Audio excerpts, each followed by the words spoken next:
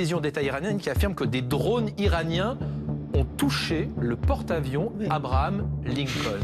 Amiral, c'est possible des drones qui vont toucher un porte-avions? Alors, les drones peuvent avoir des rayons d'action extrêmement importants.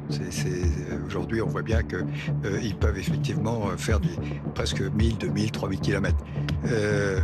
Je pense quand même que quasiment infranchissable. Oui, parce que c'est important de le rappeler, que ce soit pour le porte-avions Charles de Gaulle ou le porte-avions américain, il n'est pas tout seul.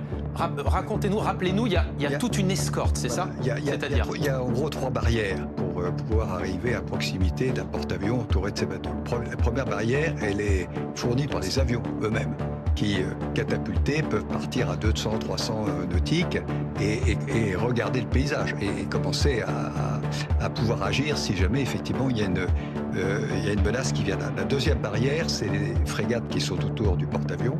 D'autres bateaux. D'autres bateaux, les frégates qui sont autour du bateau, qui ont des systèmes antiaériens et qui peuvent traiter cette deuxième barrière des avions qui arriveraient pour menacer le porte-avions.